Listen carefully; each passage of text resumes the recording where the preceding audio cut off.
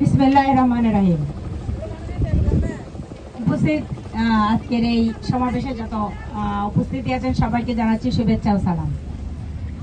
সত্যিকার অর্থে আসলে আমরা নদীমাতৃক বাংলাদেশ। আমরা শুধু কর্ণফুলী নিয়ে কথা বলবো না, আমরা সারা দেশের নদী নিয়ে কথা বলবো। নদী বাঁচলেই বাংলাদেশ বাঁচবে, এটা কিন্তু অনেক দিনে পুরনো একটা ডায়লগ।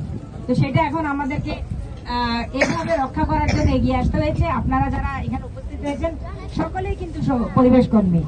বাংলাদেশ স্বাধীন হওয়ার সময় যেমন শুধু মুক্তিযুদ্ধ স্বাধীন করেছে তা না, যারা সহযোগিতা করেছে তারাও কিন্তু মুক্তিযোদ্ধা। তো সুতরাং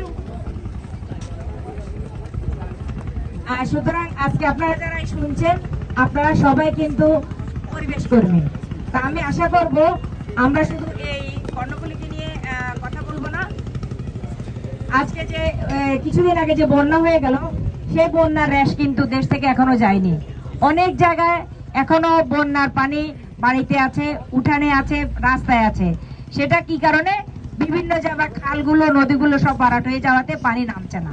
তো আমরা প্রত্যেকে যদি সচেতন হই, আমরা ব্যক্তি যদি সচেতন হই, আজকে আমি যদি একটা পলিথিন না ফেলি, আমার ব্যাগে রেখে দিই, আমার হাতে রেখে দিই, আপনি যদি আপনার পলিথিনটা আপনার একটা বিস্কিটের প্যাকেট বা অথবা একটা চিপসের প্যাকেট যে আপনি পকেটে রেখে দেন, পৃথিবীর উন্নত দেশে কিন্তু তাই করি আমরা যারা যাই, আমরা যারা জব করতে যাই, আমরা বেড়াতে যাই, আমরা কিন্তু সেই কাজটা করি, কিন্তু আমার দেশের জন্য আমি সেটা করি না।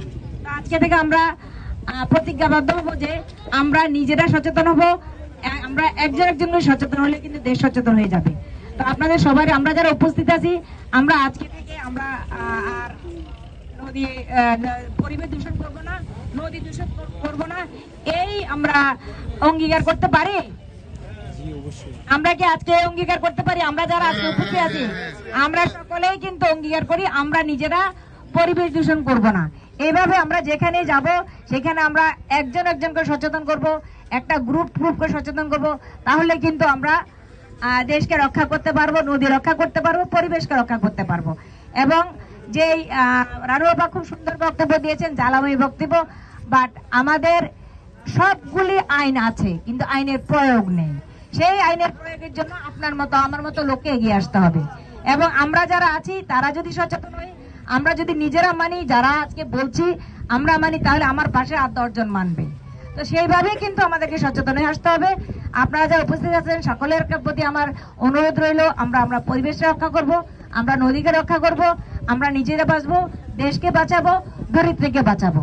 এবং আমি ধরিত্রী রক্ষা আমরা ধরাকে অন্যান্য সংগঠন নিয়ে আজকে water keeper Bangladesh, Liu club of city এবং ক্যাডেট ফোরাম যারা আজকে উপস্থিত হয়েছেন ব্যানার নিয়ে, তাদেরকে ধন্যবাদ জানাচ্ছি। এবং এই সংগ্রাম আর একদিনের আজকের জন্য না, আমাদের প্রতিদিনের জন্য। এই অঙ্গীকার রেখে আমি আমার বক্তব্য শেষ করছি। আপনাদের সবাই সুস্বাস্থ্য কামনা করছি এবং আমরা এই দেশকে ভালোবাসবো, দেশের পরিবেশ রক্ষা করব, এই অঙ্গীকার রেখে আমি আমার বক্তব্য শেষ করছি। ধন্যবাদ সবাইকে। ধন্যবাদ।